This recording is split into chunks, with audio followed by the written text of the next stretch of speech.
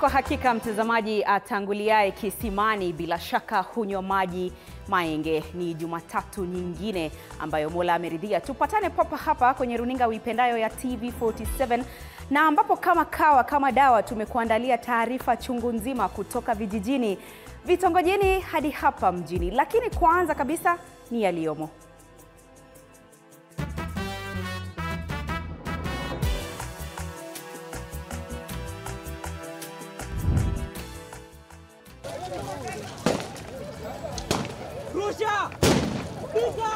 Kampeni za chama cha DCP katika kaunti ya Narok zazua vurugu, huku kiongozi wa chama Rigathi Gachagua akilazimika kuendesha kampeni akiwa amevalia helmeti kwa usalama wake. Seneta Okiya Omtata amewasilisha kesi mahakamani akitaka mageuzi makubwa katika mfumo wa kutangaza matokeo ya urais nchini, akisema mfumo wa sasa unakiuka katiba na umechangia misukosuko ya kisiasa mara kwa mara. Uchunguzi wa maiti umeonyesha kuwa waziri wa biashara, uuzaji, utamaduni na utalii wa kaunti ya Makueni, Daktari Sonia Nzilani, alifariki kutokana na mshtuko wa moyo. Mwili wake ulipatikana baada ya kutohudhuria shughuli ya upandaji miti.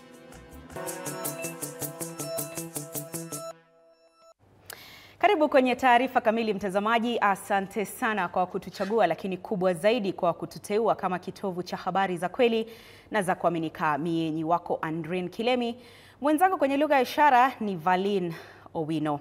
Karibu. Naibu Rais wa zamani Rigathi Gachagua amemlaumu Rais William Ruto kwa kile alichokitaja kuwa ni njama ya kuwatia hofu wanamrengo wa upinzani katika chaguzi ndogo zitakazoandaliwa baadaye wiki hii kufuatia vurugu zilizoshuhudiwa katika maeneo mbalimbali aliyotembelea, ikiwemo Narok leo. Gachagua amedai kuwa rais anawatumia polisi, akisisitiza kwamba hatishiki. Taarifa hii ni ya mwandishi wetu Willy Dennis Njiru.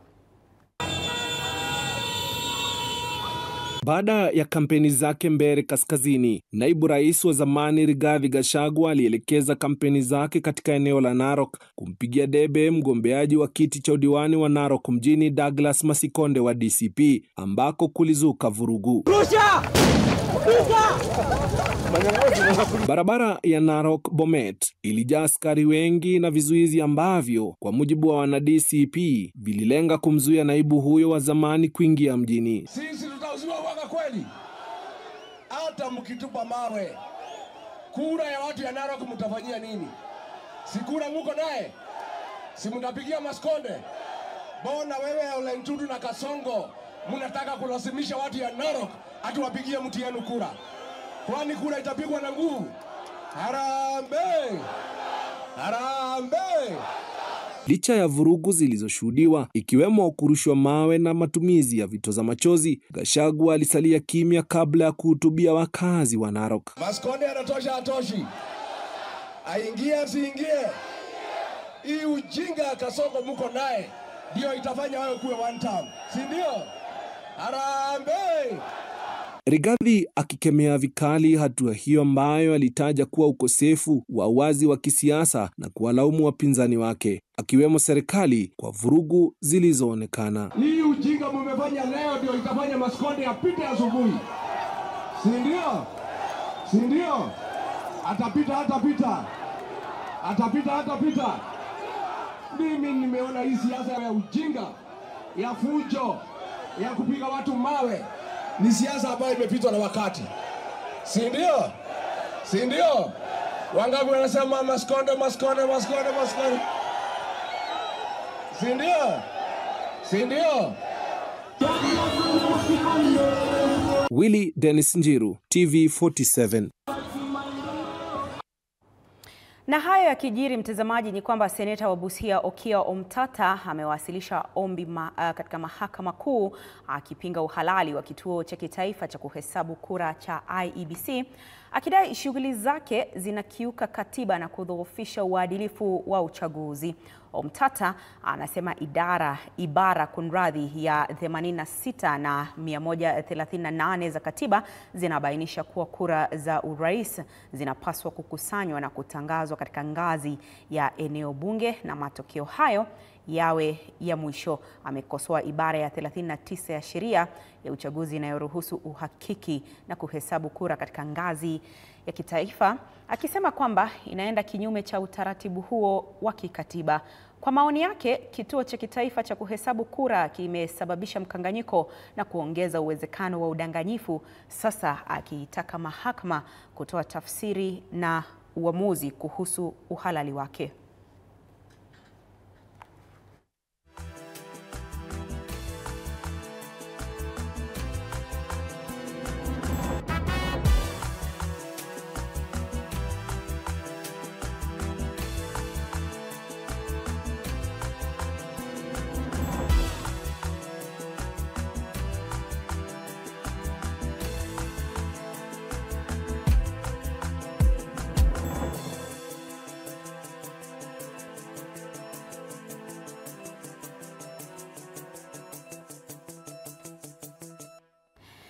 Na sawa na kampeni za maeneo bunge, kampeni za wawakilishi wadi katika chaguzi ndogo zilizoratibiwa Alhamisi wiki hii zimeendelea katika maeneo mbalimbali nchini. Katika wadi ya Kariobangi Kaskazini, mbunge wa Embakasi Kaskazini James Gakuya aliongoza kampeni za chama cha DCP, huku katibu mkuu wa UDA Omar Hassan akielekeza kampeni za chama hicho katika kaunti ya Turkana huko wadi ya Lake Zone. Mwandishi wetu wa habari Mike Chalo na taarifa kamili. Ikiwa ni siku ya mwisho ya kupiga kampeni kabla ya chaguzi ndogo za Alhamisi maeneo mbalimbali nchini, wagombea wadi pia hawakubaki nyuma. Kila mmoja alijitosa barabarani akipigania kura hadi dakika ya mwisho kuhakikisha kuwa wanapata nafasi hiyo muhimu ya uwakilishi. Mbunge wa Embakasi Kaskazini James Gakuya akiandamana na mbunge wa Starehe Amos Mwago, mwanasiasa Meja Donk na aliyekuwa mbunge wa Starehe Maina Kamanda walimpigia debe mgombea wa DCP David Wanyoike Warui, wakiwataka wanachama wa DCP kuonyesha uzalendo na kumpa mgombea wao ushindi, huku wakishtumu chama tawala cha UDA kwa kile walichokitaja kuwa vitisho dhidi ya upinzani. 27th November tuamke sisi sote, tubebe maneighbors wetu, mandugu zetu, twende tuweke Wanyoike kura. Wewe Kasongo, tunakupatia discipline na njia ya kukupeleka nyumbani kwa kiti ya kwanza inaitwa ya Kariobangi. Nairobi hii tuswage yote. Tunahitaji Rigathi Gachagua na Kalonzo Musyoka. Wakati huo katibu mkuu wa UDA Omar Hassan alielekea katika kaunti ya Turkana kuwapigia debe wagombea wa UDA katika wadi ya Lake Zone John Namasek Rot na mwenzake wa wadi ya Nanam Cosmas Longor, akitumia jukwaa hilo kumkosoa Rigathi Gachagua akimshtumu kwa kuwatenganisha Wakenya. Hatutachagua mtu mkabila, hatutachagua mtu kama wa Munyoro jeuri, hatutachagua mtu kama wa Munyoro ako na chuki, na mtu yoyote anayekuja hapa katika ameshirikiana na wa Munyoro, awe ni nani, mfurushe huyo mtu. Tunaomba, we are appealing to the security apparatus, hiyo siku usalama imarishwe katika Lake Zone ward yote, watu wetu wapige kura kwa usalama na kwa amani. Wana Kenya wako na chama kinaitwa UDA ambayo kinaongoza taifa letu la Kenya. Huko Machakos, katika kipute cha wadi ya Mumbuni Kaskazini, wagombea watatu Anthony Kisoi wa Wiper, Harrison Wambua wa Maendeleo Chapchap na Misi Mutua wa UDA waliendelea kutifua vumbi wakiomba ridhaa ya wapiga kura. Hii kura si kura ya kutia mchezo. Hii ni kura ya kuamka mapema. Unasema Kisoi, unasema nini? Kisoi. Mike Chelo, TV47. Tusalie na hayo ya kisiasa ni kwamba wagombea wa UDA na DAP-K katika eneo bunge la Malava wamefanya kampeni zao za mwisho katika maeneo ya Chemuche, East Kabras na South Kabras, wakiwahimiza wakazi kujitokeza kwa wingi na kuwapigia kura siku ya Alhamisi. Mbunge wa Kakamega Elsie Muhanda na mbunge wa Taveta John Bwire aliwaonya wakazi dhidi ya kuungana na upinzani na kudanganywa na siasa za kikabila. Upinzani ukiungwa mkono na Seneta Boni Khalwale umepigia debe mgombea wao Seth Panyako, ukidai kuwa serikali haijatekeleza ahadi zilizotolewa kwa wakazi wa Magharibi katika uchaguzi uliopita. Haya yanajiri huku polisi wa Magharibi mwa Kenya wakiwaonya wanasiasa na wadau wa uchaguzi kutoruhusu vurugu wakati na hata baada ya zoezi la kupiga kura. UDA! Mutatuaibisha mkiangusha Seth, hamujaibisha Natembeya, hamujaibisha Khalwale, hamujaibisha Seth, mutakuwa mmeaibisha jamii mzima. Tutachekelewa mpaka miaka yote, hatutawahi kufufuka tena. Baada ya sisi kukubaliana kwamba jamii zetu sifanye kazi pamoja, umepata na umeruka ile tuliyokubaliana nayo. Unataka sisi tuwe wafuasi wako. Mtu ya siasa akijaribu kuleta hizo vitu zake, tuko tayari. We have deployed heavily, and I'm repeating it, heavily. We have deployed heavily. And you will see all the resources in Western will come to those where we have by-elections. We will deal with them. Wale ambao wanapanga kulete magenge, those goons, tumeambiwa kunao watatoa Nairobi, wengine watatoa Kisumu, wengine watatoa sehemu zingine za nchi wakilete kukuja kufuruga uchaguzi.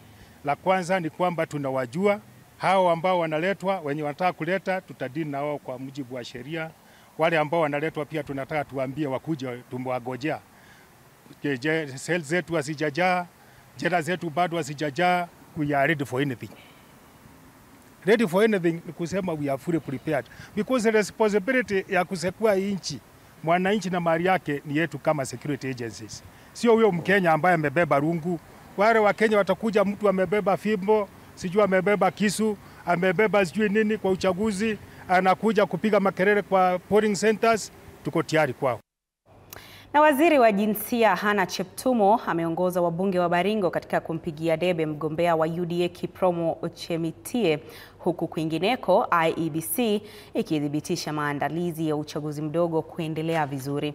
Viongozi wa usalama na maafisa wa tume wamewahakikishia wananchi kuwa shughuli hiyo itafanyika kwa amani na uwazi. Mwaluse Meshak na kina cha taarifa hii. Waziri wa jinsia Hannah Cheptumo, ambaye pia ni mjane wa aliyekuwa seneta wa Baringo William Cheptumo, ameongoza wabunge wa Baringo kumpigia debe mgombea wa UDA Kiprono Chemitie. Lazima tukatafuta seneta, na seneta sasa ambaye Mungu ametupatia ni seneta Chemitie. Hebu mnionyeshe kura ya Chemitie. Kwa heshima ya Cheptumo mnionyeshe kura ya Chemitie. Viongozi hao walifanya kampeni katika miji ya Eldamaravine, Mogotio, Marigat, Kabaretonjo na Kabarnet, wakihimiza wakazi kumunga mkono Chemitie kama njia ya kuenzi marehemu seneta na kuonesha shukrani kwa rais kwa kumteua Hannah kuwa waziri wa jinsia. Sasa mtapatie kura kwa heshima ya waziri huyu, kwa heshima ya Delete Cheptumo na kwa heshima ya mheshimiwa rais. Tuko pamoja namna hiyo. Na mimi mwenyewe niko chama gani? Sasa mimi nataka tuweke suit yote kwa kupigia Chemitie akuwe seneta wetu wa Baringo. Kampeni zimeendelea kwa utulivu, huku baadhi ya wagombea wakisubiri siku ya uchaguzi tarehe 27 juma hili. Wabunge wa UDA wakiongozwa na Musa Sirima, William Kamket na Ruben Kiborek wameeleza imani yao kuwa Chemitie atashinda kinyang'anyiro hicho. Kaomba nikasema siku hiyo ikifika tafadhali mupatie seneta wa UDA. Ndio mahali mzee alienda akiona naona yellow anafurahi sana. Na pia mimi nikafurahi. Wakati huo tume huru ya uchaguzi na mipaka nchini IEBC imehakikisha maandalizi ya uchaguzi huo yamekamilika. Kamishna wa IEBC Altalala Muhwana amesema vifaa na maafisa kusimamia shughuli hiyo wako tayari. Tumetia imani na bidii kwamba uchaguzi huu hautoingizwa dosari. Maana tunafahamu fika kwamba hii nchi imepitia matatizo makubwa kwa sababu ya kisirani ya uchaguzi. Kwa hivyo tumejitolea kwamba uchaguzi huu hatutoutia dosari. Hata hivyo, IEBC imetaka wanasiasa kuepuka matamshi ya uchochezi kipindi hiki cha uchaguzi mdogo. Kwa wanasiasa kwa mirengo yote, tuangazie yaliyo muhimu. tusiwe ni wenye kuanza kuzua machafuano ya majina na sifa. Mwaluse Meshak, TV47, Nairobi. Na walimu wanagenzi wa JSS nchini wameanza maandamano ya kitaifa wakitaka serikali kuwajibika na kuwapa ajira ya kudumu kabla ya Januari mwaka ujao. Wakizungumza na waandishi wa habari hapa jijini Nairobi wakiwa na ghadhabu, wamesisitiza kuwa ni sharti serikali iwape ajira na kupuuzilia mbali usemi wa Rais William Ruto aliyedai kuwa walimu hao walipewa kandarasi ya miaka 2. Miongoni mwa matakwa ambayo walimu hawa wa JSS wanadai ni pamoja na serikali kupewa mshahara mnono, kupewa ajira ya kudumu na kupewa bima ya afya. Wameapa kuendeleza maandamano yao hadi serikali isikie kilio chao. The reason as to why we are on this road today is to make the government aware that we need to be assured and given an assurance by being given a letter to sign, an advert and a letter to sign PNP, so that we are assured that come January we shall enjoy all other benefits that are enjoyed by the permanent and the pensionable teachers. I want to say that teachers are depressed, they are full of problems, their minds are full of bloopers, they are full of discombobulations, they are full of boo-boos. In short, they are full of confusion. Sikia rais akisema aliagree na interns waende 2 years. Nani aliagree na rais waende 2 years? Nani? The president should tell us aliagree na nani waende 2 years. Mimi sina uwezo wa kuona. Na hii serikali waliniajiri kwa internship for 1 year kunilipa 17,000. 17,000 nataka mtu akunishika mkono anataka nimlipe 5,000. Teachers of this country have come today to visit the TSC and hand over our petition here, which has a lot of concerns that teachers need to be confirmed. 14 mtazamaji, dakika zimekatika baada ya saa 1 juu ya alama. Sasa tunapunga unyunyu kidogo, lakini usiende mbali. Salia papo hapo, tukirejea tunarejea na taarifa zaidi.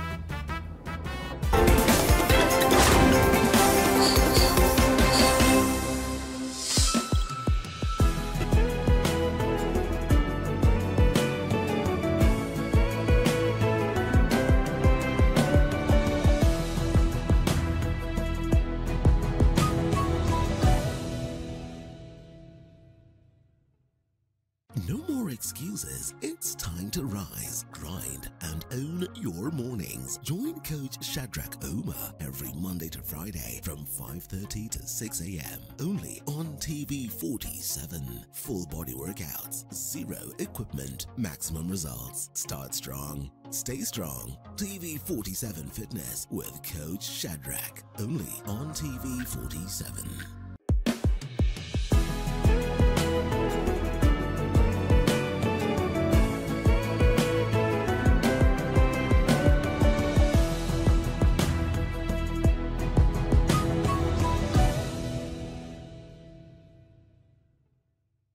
Looking for the perfect way to kick off your weekend? Pole.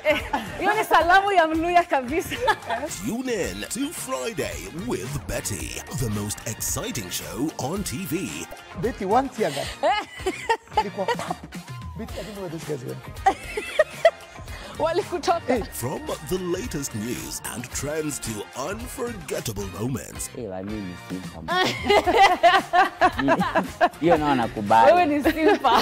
Friday with Betty is your go-to show for a fabulous Friday night. Theological,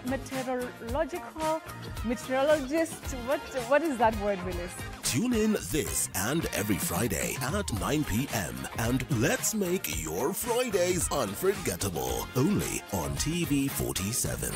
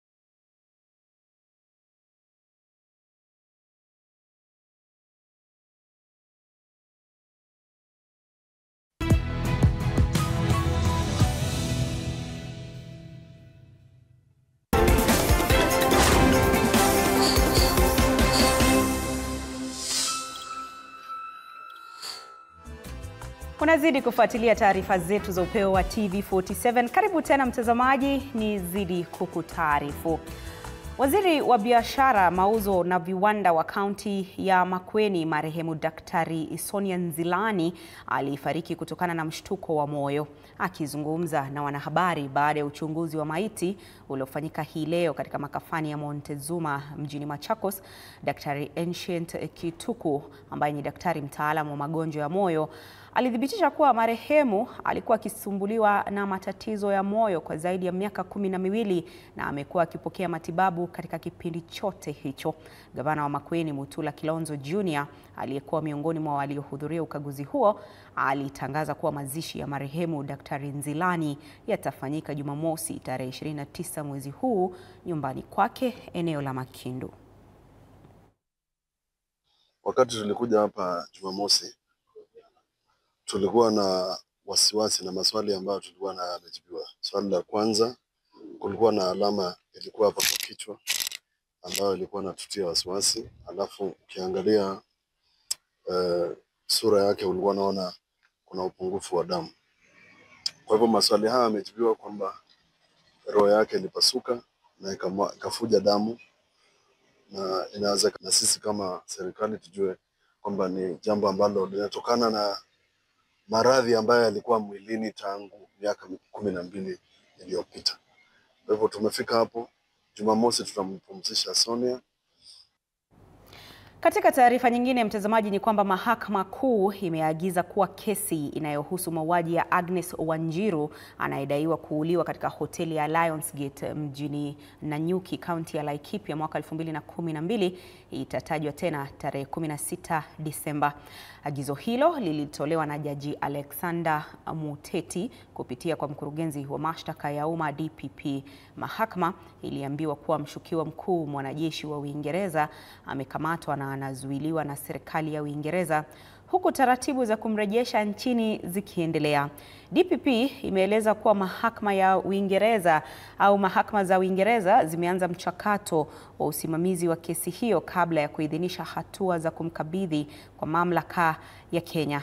Familia ya Agnes Wanjiru kupitia wakili wao wamekaribisha hatua hiyo, wakisema ni ishara ya ushirikiano mzuri kati ya serikali ya Kenya na Uingereza, na hatimaye huenda safari ya kutafuta haki ikafikia hatua muhimu. This court will grant a mention date for 16th of December 2025 so that the court can be updated on the progress in the extradition matter that is being undertaken in the UK. So thank you, Ms. Gikui, and your office. Follow up on the matter. I think we are in a good space now. Thank you. Na kampeni za uchaguzi mdogo wa eneo bunge la Mbeere Kaskazini zimeendelea kushika kasi, huku naibu rais Profesa Kithure Kindiki na wandani wake wakiongeza juhudi zao kumpigia debe mgombea wa UDA Leo wa Muthende. Upande wa upinzani nao unamfanyia kampeni mgombea wao Newton Karish, na kama anavyoripoti mwanahabari wetu Robert Gakure, kila upande unasema mgombea wao ndiye mwenye uwezo wa kuendeleza ajenda ya maendeleo katika eneo hilo, huku tume huru ya uchaguzi na mipaka nchini IEBC ikiwahakikishia wakazi kuwa uchaguzi mdogo utafanyika kwa uwazi na ufanisi. Huku kampeni za chaguzi ndogo zikifika tamati leo, viongozi mbalimbali wamekita kambi katika eneo bunge la Mbeere Kaskazini wakipigia debe wagombea wao. Masinoma, wacha nione wala nasema fire fire fire fire fire fire.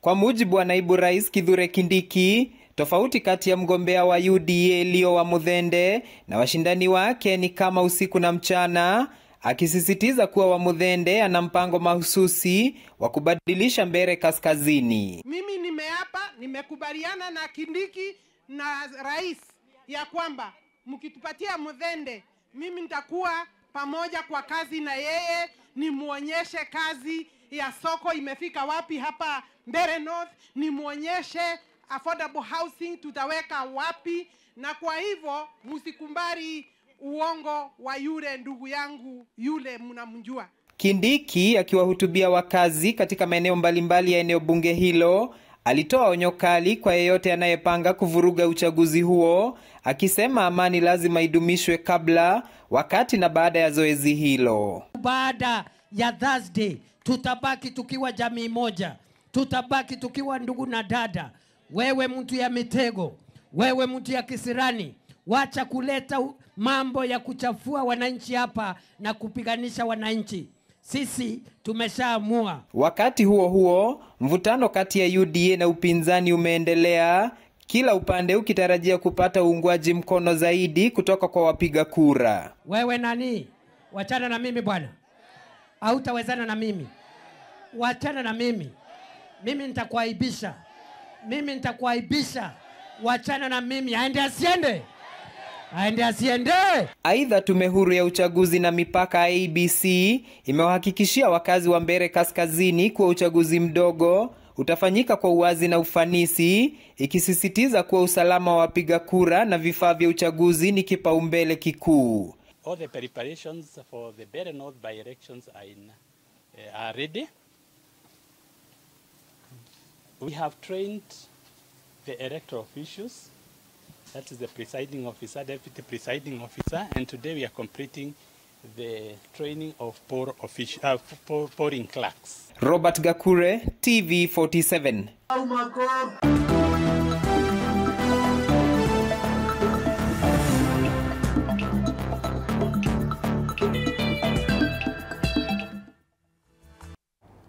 Na miamba wa mchezo wa vikapu nchini Kenya, Nairobi City Thunder, walionyesha ubabe wao kwa kuibwaga timu ya Johannesburg Giants alama 94 kwa 84 katika fainali ya michuano ya kufuzu ligi ya mabingwa barani Afrika. Nahodha Taylor Ongwae aliongoza na jumla ya alama 17, huku mwenzake Ata Majok pia akiandikisha alama sawia, naye Derek Ongeshi akitinga jumla ya alama 11. Hii inaibuka kama mara ya pili mfululizo kwa kikosi hiki cha Braid Ibs kunyakua taji, huku wakiandikisha historia kwa kufuzu michuano ya bara Afrika kwa mara ya pili. Mashindano haya yameratibiwa kuandaliwa mwakani nchini Rwanda.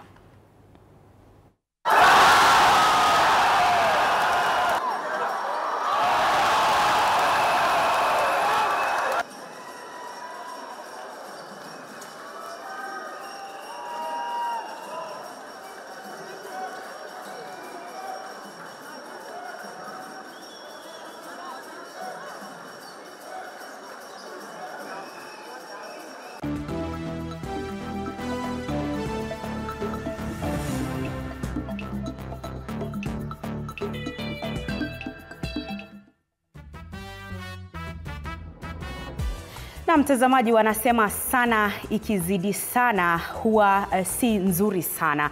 Na hivyo basi ninaomba nikome hapo kwa sasa. Ni hayo tuliyokuandalia kwenye meza yetu ya habari jioni ya leo. Asante sana kwa wote waliofanikisha taarifa hizi. Nimekuwa wako Andrin Kilemi, mwenzangu pembeni kwenye lugha ya ishara ni Violin Owino. Kwaheri kwa sasa.